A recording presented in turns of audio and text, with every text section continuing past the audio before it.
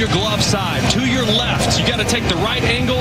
You watch him leave his feet, and sometimes that's the easiest way to make that 360 turn and throw it from the knee, a bullet for the out. What a play. I've not seen him make a better play than that one right there. He keeps getting better, and he understands who he is, not only on this team, but in the industry, right? He's one of the best players in the league. And, like, even today, man, it was, there were supposed to be two guys taking grounders, and he goes out there. He didn't need to do that, but he's leading by example. It was optional defense today, and he's out there with Hammy and all those guys. So he's doing an amazing job. He's doing a great job, and, he'll enjoy tomorrow. He needs that one, and be ready for Tuesday. That's Alex Cora talking about Raphael Devers. Had himself a nice game yesterday. Red Sox lost. Shocker. Devers had a triple and a home run, 2 for 4. He's now batting .283 with a .924 OPS on the season with 9 home runs, 24 RBI. Pretty good. Pretty good, all things considered. So, before I get to Raphael Devers, let me ask you this question. And Jimmy Stewart raised this earlier as we begin the baseball hour tonight, 617-779-0985. We'll open up the phones right away. And I've told you, given the relative lack of interest in the Red Sox this season, and by the lack of interest, I mean that television ratings are down. I don't know what the official attendance was over the weekend at Fenway Park. Looked like the ballpark was reasonably full, but I don't think any of us are disputing the idea that the Red Sox don't have nearly the buzz that they would in other seasons. In fact, I can't remember a year where the interest level in the team has been as low as it is in this one, going back to, and I say can't remember, in the last 30 years. Early 90s were the last time I can remember it being quite like this. Early 90s. So here's my question for those of you who do follow the Red Sox, whether it be intensely during this season, which I frankly would find surprising, or more generally, which I would find more believable. When you look at the Red Sox right now, and this is really a bigger picture question, talking about the last 5 years of the franchise and the next 5 years of the franchise, what is their identity? If you are a Red Sox follower, you're a baseball fan, tell me, what is the identity of the franchise right now? For example, if I ask you about a question about the Los Angeles Dodgers, you'd say, what's their identity? They're the premier franchise in baseball. They won a World Series a couple of years ago. They are now loaded for bear. They're going to be stacked for the next X number of seasons. The Dodgers are the team that everybody wants to be. They have a chance to win multiple championships in the next 5 years.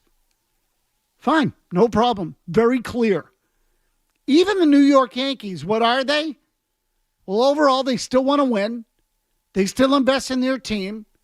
They spend close to the highest dollar in the game. They're one of the blue blood franchises in the game that will pretty much contend for a championship every year, or try to. That's the identity of the Yankees.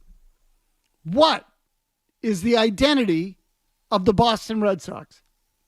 What is it? Tell me what you think it is. Are they a rebuilding franchise? Because I would tell you that's been going on for 5 years. Are they a team that wants to win? Tell me why or how. Tell me what you think the Red Sox are in this day and age. Because honestly, I don't know that they have an identity. I really can't get my grasp on it. I can't put my finger on it. I don't know what I would call the Red Sox right now. And so you want me to call them rebuilding? How can I believe in that when I'm not sure what they're building? And I have felt that way for a while. Do I think that they have some good, promising players at Double-A? Sure. Kyle Teal, Roman Anthony, Marcelo Meyer. But what are they going to be in the long term? I don't know. What does ownership want them to be in the long term? I don't know. Are they going to be a mid-market payroll team that tries to do it the Tampa Bay way? Are they going to, once the young guys get here and they prove that they can play, are the Red Sox going to start investing again? I don't know. I have no idea what the Red Sox are going to be in the longer term. Zero. I can tell you what they are right now is on their way to 81-81, which is precisely what they were a week ago, precisely what they were last season, and they finished 78-84, but whatever. You're within a few games of it either way there. It feels like an 81-81 team every freaking year. So they trying to cut payroll, become more competitive with less money? Maybe. Are they just treading water until they can reinvest, until the young guys get here and establish themselves? Could be. I'll believe it when I see it. I don't know. Or are they just like the Detroit Tigers or maybe a half dozen other teams in the big leagues? Or I say half dozen. A dozen, half the big leagues in general. Just kind of plodding along, waiting to strike gold until the next superstar comes out of their farm system, and then we can decide what they are. I don't have the damnedest clue what they are or where they're going. I really don't. I think sometimes that it looks like it's going a certain way, but then something that happens changes my mind. That's part one. That's the first question I have. What is their identity? Who are they? More importantly, what do they want to be? Tell me, what do you think they want to be in 3 years? Do they want to be like the Dodgers? Do they want to be like the Rays? Do they want to be like the Mets? Tell me, what do they want to be in 3 years? Because I have my opinions on that. I don't think they want to be big spenders anymore. I hope I'm wrong. But that brings me to this question. We played at the beginning of the show for you today. A terrific defensive play by Raphael Devers late in yesterday's game.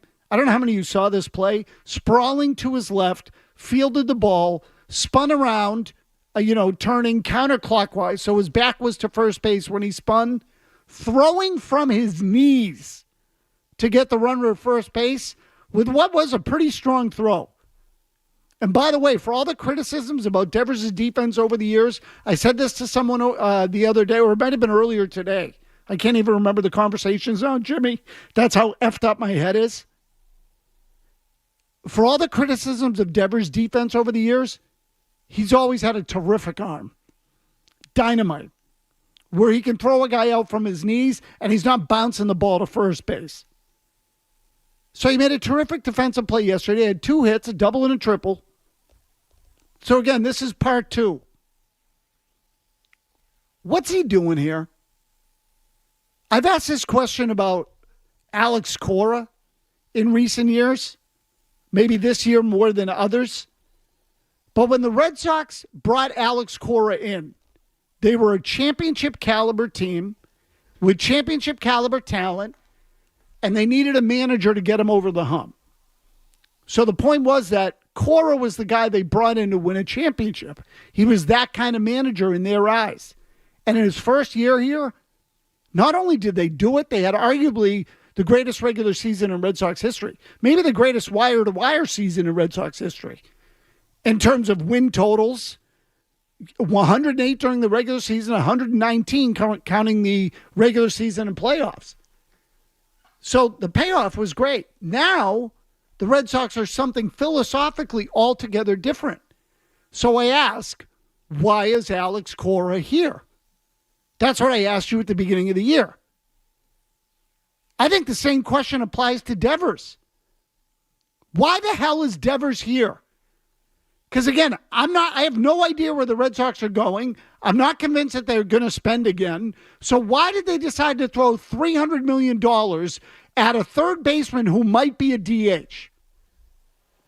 Someone said this, in fact, Jimmy Stewart said this to me today. Jimmy, why don't you ask the question that you asked me before the show today? Go ahead, ask. Why is Raphael Devers here if the Red Sox are trying to be something like the Rays? Why is he here if he's not going to be part of the potential young group that's coming in, Teal and Anthony and Marcelo Meyer?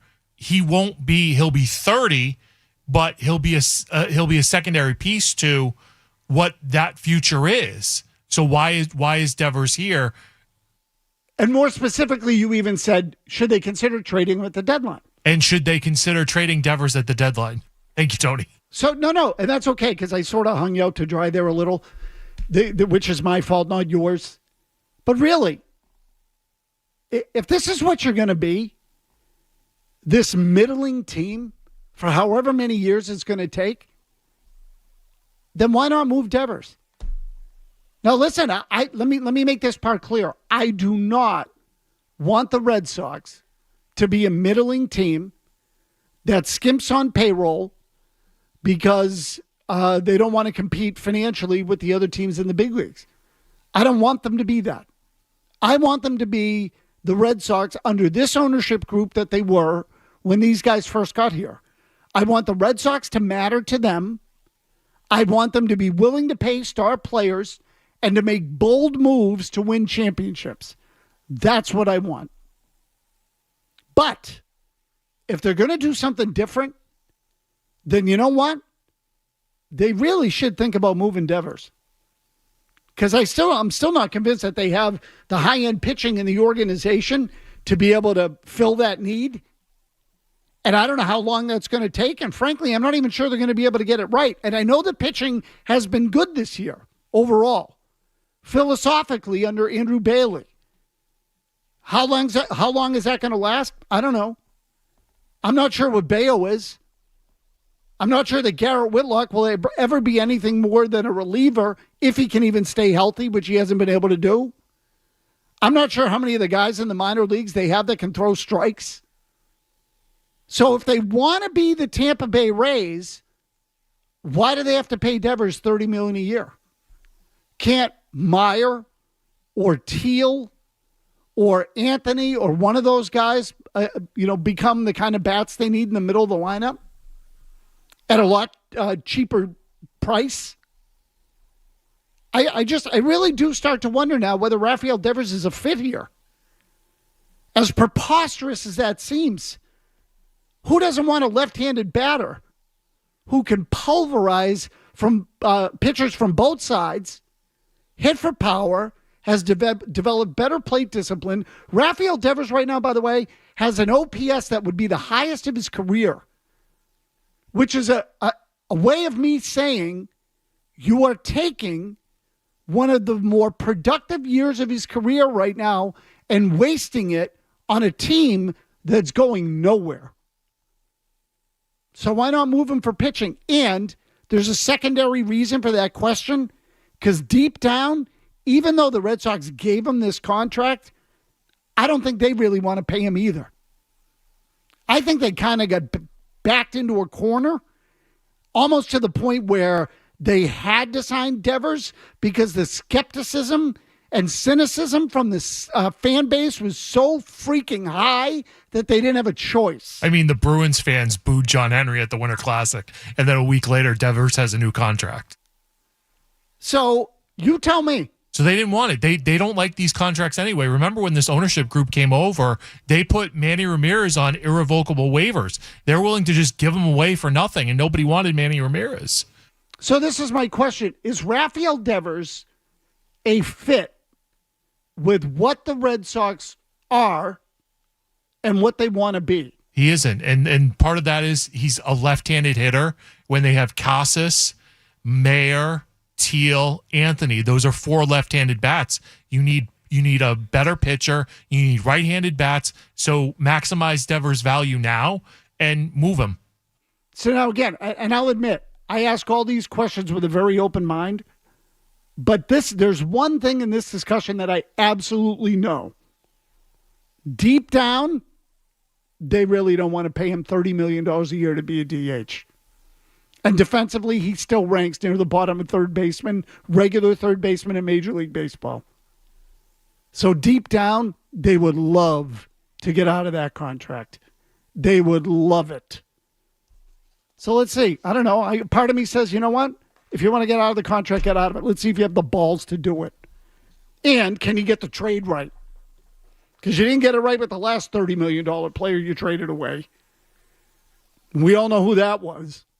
And right now, Devers has the same OPS pretty much as Mookie Betts. I see a number you lined up. We'll get to your calls as soon as we come back on the Baseball Hour.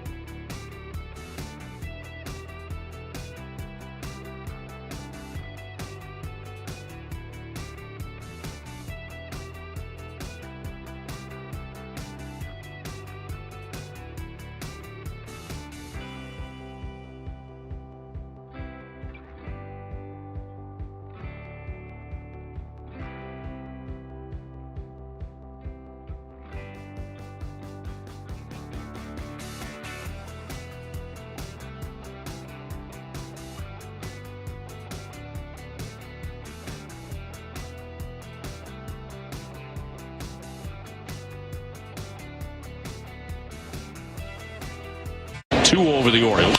A line shot. That's fair down into the corner. He'll keep on bouncing and rolling. Smith into third. He's going to be waved home. He's trying to score, and he will. Raffy's on his way to third. He slides in. 3-0 Boston.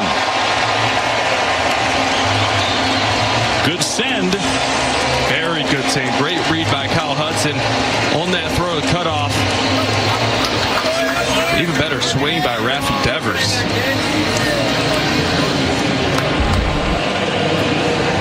He fell behind. Had to throw that slider out over the plate. Raffy feasts on that.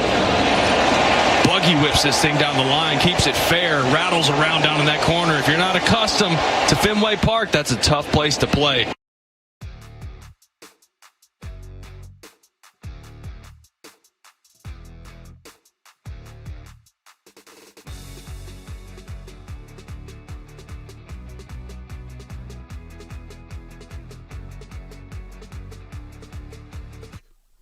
Useless. So, it's a 10-year contract. Great. What's it going to be like for the last 5 years of that deal? So it's about the next 5. How many of those 5 are the Red Sox going to be good for? Because I don't feel like all of a sudden they're going to be good next year. The free agent market sucks. None of those guys, Marcelo Meyer, Kyle Teal, Roman Anthony, none of those guys have played in the big leagues yet. There's going to be some ramp up or transition, so they're not going to be ready to be star players yet. So now you've got a star player, what? People are going to come to the ballpark to see Raphael Devers and the Pips? That's the idea? What the hell is he doing here? It just, it really doesn't, and let's not forget, in the preseason, Devers himself was asking questions about what the hell are we doing? What's the identity of the franchise? Where's this going? Devers himself doesn't know. I nor do you, nor do I. So what the hell do they want this to be? And is Devers even a fit for it? Gino in a car. Gino, go. Hey, Tony, first time, long time. Their identity and their personality is a fiscally responsible business. Not a competitive team, definitely not a championship team. Once they added the other teams, their portfolio grew, his interest in the Red Sox waned. So they have no concern. Their trophies are already on the shelf. So look, and thank you for the call. And I make this mistake too. There's a difference between competitive and championship driven. There's a big difference in that. So Devers is the kind of guy you carry on your roster at that salary, especially if he's headed towards being a DH in however many years. That's the kind of guy you carry if you feel if you intend to be championship driven. If you think Raphael Devers is David Ortiz as a DH, then he's worth $30 million. And you are championship driven. Fine. No problem. Does it feel like that's what the Red Sox want to be now? Because I'm not sure they do. How could any of us feel that they do when the last 5 years have gone the way they've gone? And again, I will put an asterisk next to 2021 because that was a good year. Martin in Texas. Go ahead, Martin. Hey, Tony. I think part of the reason why they are the way they are is because they're bargain bin discount shoppers. But again, you can't bring up the Teal, Anthony, and Myers of the world and expect them to just put them at the top of your lineup and carry the team. You need Devers, you need Casas, you need guys like that to help shoulder the load in the beginning until they figure it out. And the idea of trading was never going to happen because his contract's too much. Good player or not, nobody's going to want to pay that contract. Okay, so Martin, I understand that the deal is tough to unload. There are only a certain number of teams that can handle that kind of contract. I get it. So if you want pitching prospects back, you'd have to eat some of the money. They can afford it. I'm just telling you, if there was a way to deal him, you could deal him. And there is a way. There's always a way. Hell, they traded Adrian Gonzalez, Carl Crawford, Josh Beckett. And again, they just dumped the money. They could dump the money with Devers if they wanted to do it. What good does it do to have a guy like Devers on a team like this? Please tell me. And you say you want to put pieces in place for when those guys get here? To what end? So like, and if that's true, then why not sign some of the pitching this offseason? They could have signed some pitching to have pieces in place. They could have done that, and I know the pitching has been good. Are you confident that it's going to stay that way going forward? Brian Bayo, to me, feels average. Do you have enough pitching? Even if Tanner Houck is as good as he has been, and I like Houck, and I have confidence that Houck can sustain something close to this. Is he good enough by himself to carry your staff, or are you going to rely on the Cooper Criswells of the world all the time? Tell me. Again, I would like to know what their real long-term vision is and what their identity is. So they'll pay Ceddanne Raphael and they'll pay Bayo, one of whom looks like a utility guy and one who looks like an okay starter. The ability's there, but some of the intangibles appear to be missing with Bayo. They'll pay those guys. How come they haven't paid Houck? How come they haven't paid Casas? Is it because they're trying to lowball those guys and those guys aren't taking the cheese? Could that be the reason? Let's go to Justin in Shrewsbury. Justin, what do you got? Hey, Tony. So kind of going back to what Jay Stu said, like they literally lead into signing Devers. Like people at the Winter Classic, booing John Henry, and they had a sign up. And especially after the Betts and the Xander situation, like people wanted them to sign Devers. And all right, I got to let you go, Justin. A piece of the... Oh, Justin, sorry. Go ahead. Let's try again. Go ahead. Oh, you got me? Yep. Okay. So, yeah, kind of going back to what Stewart said, right? They got bullied into signing Devers after the Winter Classic. Like, people had signs to say, pay Rafael Devers, and they had, people booing John Henry. And it kind of just goes back to, like, the Xander and the Betts situation. Like, they're not signing these players, and they don't want to, and they got bullied into that. And then where the Red Sox are now, where they will be in 3 years, they'll probably be the same, if not worse. Like, they're just a piece of the portfolio for John Henry and Fenway Sports Group. Like, when you have other teams that you care about more, like you can treat the Red Sox as a business where they're not the Boston effing Red Sox. They're a blue chip franchise in all sports, and they don't treat it like that. And they're never going to get back to that championship level as long as this ownership group's in place, or if John Henry, sells the team, which isn't going to happen. So they need to make a fundamental change at that level. And if they don't, they're just going to be kind of the same where they're at. So Justin, look, I hope I'm wrong. Okay, I'm not going to predict what they do or what they don't do. If these guys all pan out and they get some pitching, they could be pretty good. But when? And so, and I say if. What if not? So does Raphael Devers, and I like Devers. I like a lot of things about Devers. He's a good player. He's a terrific hitter. But is he the kind of guy that completely, whose personality gets forged on the franchise and they become like him? So Bogaerts wasn't as good. Okay, Bogaerts isn't as good a player as Devers. But Bogaerts had an identity, and there was an intangible with Bogaerts that gave your franchise an identity. Devers doesn't have that. So again, how does he fit? Because and as Jimmy pointed out, you got left-handed hitters coming out your ass. You got lefties in the organization coming out your ears, all over the place. Casas, left-handed. Anthony, left-handed. Meyer, left-handed. Kyle Teal, left-handed. Jaron Duran, left-handed. How many more you want me to give you? Lefties all over the place. So you can't put 9 lefties in the lineup, I don't think. I mean, not if you want to be what they used to be, which is a balanced team that can beat anybody at any time. I don't think you can just do it by stacking lefties. So if you can sign some of these younger guys for good money, meaning favorable money, and you want to be a cash-conscious team, you're not going to pay $30 million for Rafael Devers to be your DH when Marcelo Meyer might end up playing over there. I don't get it. It all feels very scattershot to me. Like some of the decisions they've made just don't fit. And if they had Betts on this team, and I know that's a big contract, and I know there's a lot of gray area with Betts. Could they have kept him? Could they not?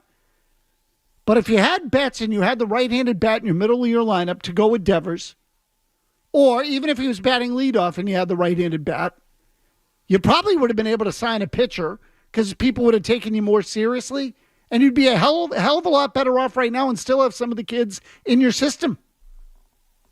It all would have made better sense. Instead, it's all just kind of thrown together. Kevin Majori's Get Your Headlines when we come back. We'll remind you of what Raphael Devers was saying just a few months ago when we come back. Sports Hub Headlines.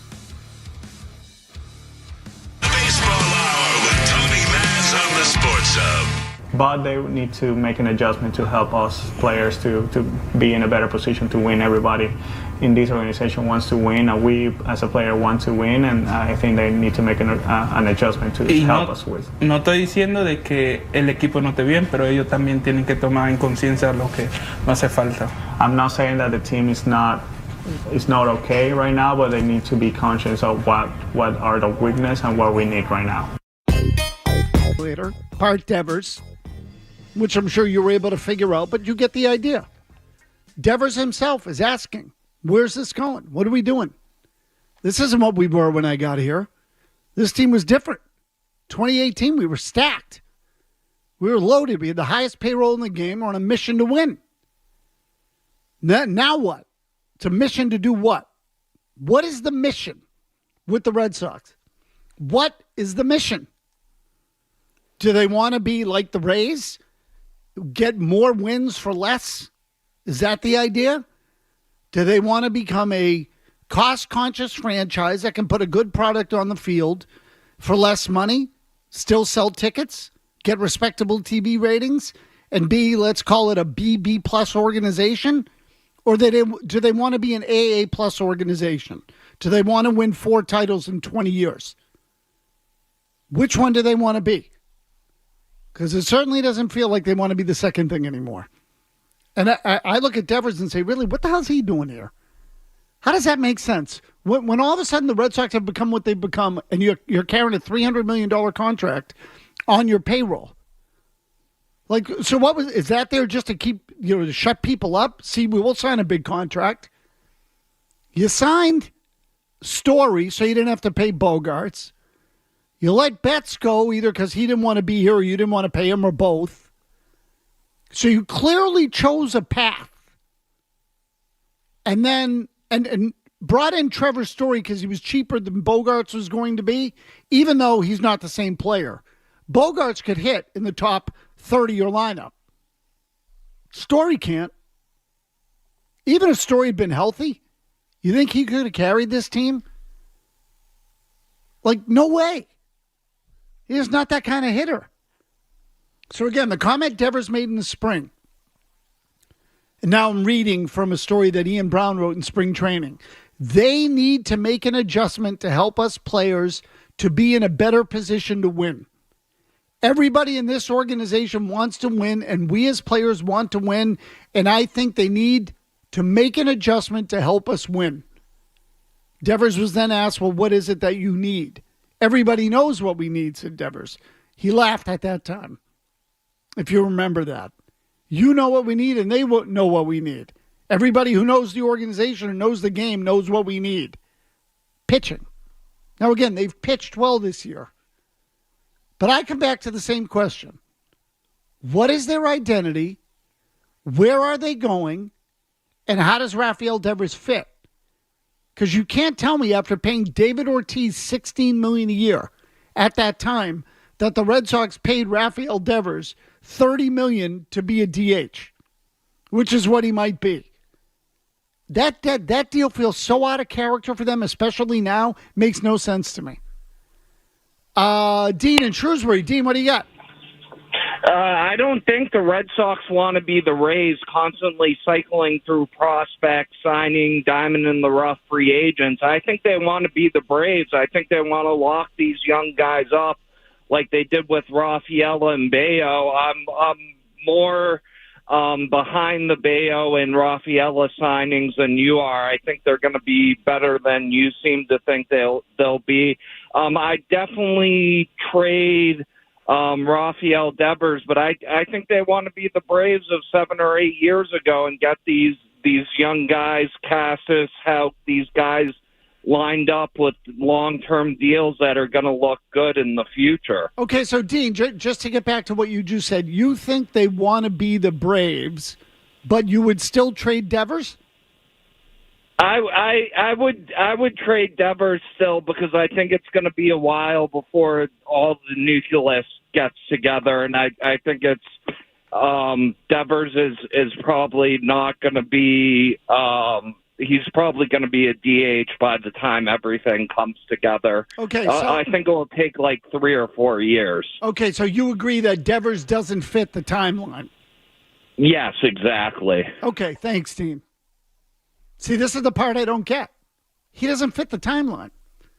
Now, again, maybe initially he did because they thought it was going to come together quicker. He doesn't fit it anymore. Or he might not. And the other thing, and I hate to be this guy, how old's Jimmy? How old is Devers, Jimmy? I believe he's 27 today. Today's his birthday? Not today is his birthday, but I believe today is he's 27 years old. Okay. So again, he's now entering the prime years of his career. 27, 28 to 31, 32, those are the prime years. So the prime years of his career, you have Raphael Devers on a 500 club. And is he driving television ratings? Is he like the kind of player that all of a sudden is stop everything? I have to see Devers play tonight. I like Devers. And maybe baseball's not that way anymore, but you understand what I'm asking. So if you're going to suck or you're going to have zero buzz factor, why not do it with a guy who can play third base for half of what Raphael Devers is doing? Why not have the Lucas Giolito of third baseman to help you go 500? What the hell are you doing paying Raphael Devers $30 million a year to go 500 for? And spoiling what is at the moment his best season based on OPS. And I get it. It's June 3rd. I don't know if he's going to finish there or not. And he missed some time. Because again, now, if you want to tell me, well, it's only 9 home runs and 24 RBI. Well, those are volume stats. So again, because I assume you're one of these nerds that's trying to tell me what the Red Sox are doing the right thing. Mike and Waltham. Mike, go ahead. They're not doing the right thing. Hi, Tony. So I think this is exactly where ownership actually, wants to be. This is their sweet spot. They kind of feel like the Orioles, like before they were sold. They have a bunch of young players of the farm system, couple pitchers, and they have a household name in Devers. And I know it's all just speculation from the fans, but I think this kind of feels like they're gearing up to sell, where they have all those young players. It's not a super high payroll. It just kind of feels like, a good scenario. They're not that bad. They're going to end up being a 500 club. It seems pretty kind of appealing to prospective buyers. Mike, why do you think they're trying to sell? Like what makes you say that? I don't. It's just because, for an ownership group like this that's won so much, it just doesn't make sense to me why for so long now, close to 5 years, right, where all of a sudden you're just going to basically give up, it feels like that's what they've done, the last 5 years. That's the only thing that kind of makes sense to me. Otherwise, what's the point of continuing to own a 500 club forever? I agree. Okay, so sorry, I let you go. Sorry. So I agree that it's a little confusing, but there has been an obvious change. There have been multiple changes since they first bought this franchise.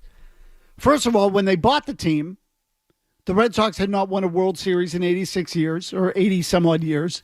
It got to 86 before they did win one, but they had a big hand in that. They were aggressive. They made some key moves. They got the Red Sox over the top. Then they won again in 07. They won again in 13. That one was probably lucky, but they won again in 18 with some draft picks and homegrown guys and some people they were willing to pay and made some deals, and they were aggressive. Now it feels like they want to be something different. So again, the things that had changed, and I got off track there for a second, but the things that had changed were that they hadn't won when they bought the team. Now they have. The other thing that has changed is that the Red Sox aren't just their baby anymore. The Red Sox are right there with Roush Racing and the Pittsburgh Penguins and Liverpool, and you get the idea. Okay, the Red Sox are now part of a portfolio, which makes me feel like they are less likely to sell the Red Sox. There was a time where I thought, are they getting ready to sell this team? Are they going to get out of baseball and get into something else? And I suppose that's still possible, that they want to swap the Red Sox for something else. But the Red Sox are still, in the baseball world, a valuable brand. If they're good. So we've had a couple of people call the show tonight to say that they are, they are now running it more like a business and they're just interested in the profit margin, which is probably right. Probably's always been right. That they recognize they're going to have to spend some money at the beginning to turn the Red Sox into something, increase the profit margins, and then cut back on costs. So it's something like that. I just don't think that, I don't want my team being part of a portfolio. If I'm a fan of any team, whether it's Liverpool or, I don't want them being part of a portfolio where they're all sort of treated like just stocks in a file. I'm not interested. If you get into sports, do it to win. That's the whole point. Do it to win. We'll come back and wrap it up with your calls. There is someone online who thinks I'm wrong about Raphael Devers, and I presume the timeline. We'll check in with him and wrap it up when we come back. Stay tuned for more of the Baseball Hour on the Sports Hub. When you choose Blue Moon, everything becomes brighter. Every sip of beige-style wheat ale is crafted with Valencia orange peel and coriander. Plus, try the new Blue Moon Light and Blue Moon Non-Alcoholic. Check your local store for Blue Moon. Made brighter. Celebrate responsibly. 2024 Blue Moon Brewing Company, Golden, Colorado. Hey, it's Hardy. Don't spend another summer trying to stay cool with your crappy old window AC units. Call my friends at Revise for a free estimate on a new ductless mini split system. They're ultra efficient, super quiet, and can be used to heat and cool your home. Call 800-855-SAVE or visit callrevise.com and make sure to tell them that Hardy sent you. What are you looking for from your health plan? I'm trying to find a doctor for me and my family. I want benefits that I'll actually use. I just want someone to talk to me like a person. At Blue Cross Blue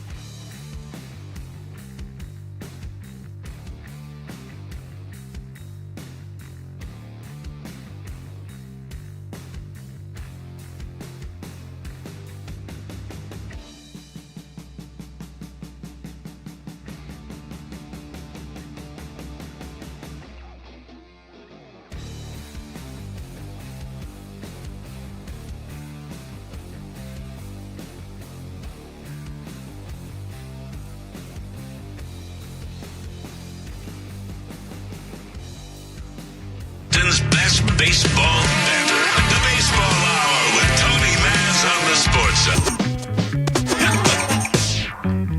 Evan's in Shrewsbury. He's on line 2. Wants to tell me I'm full of crap about Devers. Go ahead, Evan. What do you got? Hey, Maz. Great show. I think you're wrong about Ravi. I think he is a butts and seats guy. I think he's an electric hitter. He's the guy I've enjoyed most watching over the last decade. The only guy that's brought me to the ballpark. Forget Betts, forget Bogarts. They were better players, sure, but I like the guy. And I like that he's sticking it to ownership. And on your other point, I hope they sell. So, Evan, I'll listen up there for your response. No, yeah. Evan, before you hang up, I like him too. Yeah. Okay, but when you say he puts butts in seats, how many people are getting in front of their TVs to watch him every night? You got me. Okay. All right. Thank you. Appreciate it. Look, I'm frustrated today. I'm frustrated for lots of reasons. But the bottom line is I look at the Red Sox and I just feel like they're running in place. They've been running in place all year. They've been running in place for 5 years, maybe 6. It's just the same crap over and over again. So Devers has a good game yesterday. They lost 8-4 with guys on the mound, Boozer, whom I've never heard of and will never remember. 10 years from now, you'll ask me about Boozer and I won't remember him. Hell, 2 years from now, you'll ask me. So I'm just looking at the Red Sox game log. They were 1-1, 2-2, 7-7, 9-9, 10-10. They won a few there. Hold on. So 10-10, 19-19, 22-22. 24-24, 26-26, 27-27, 28-28, 29-29, and now 30-30. I think I got the picture. 500. I can find players to go 500 without paying one of them $30 million a year. In fact, I think with Devers in the lineup, that's another one to look up. Let me look at what they are with Devers in the lineup this year. And I would tell you that if the Red Sox are, Jimmy, what are they now, 30-30? Yes. Okay, so with Devers in the lineup, they're 24-20. Without him, they're 6-10. So they're a little bit better with him in the lineup. That's a good sign. So I guess that's the goal, to be a little bit better than 500 with Devers in the lineup. I just hate it. I hate it. I hate what this has become. I hate it. And I'll be in a better mood tomorrow. But the idea is like, to what end? Why? Like, Devers, Cora, you're better off trading them, getting the draft picks, and trying to rebuild that way. What good does it do to have Raphael Devers on this team in the prime of his career? That's the part that blows me away. He's in the prime of his career, and there's a crap team around him. How is that maximizing the value of a player like that if he's a butts and seats guy like the last caller just said? It just doesn't add up to me. Again, I feel like they've been all over the place for a while. Joe Murray's got you next. But first, majority on the headlines. We'll catch you tomorrow. WBCFM HD1 bus from the Town Fair Tire Studio, the home of the Brewers.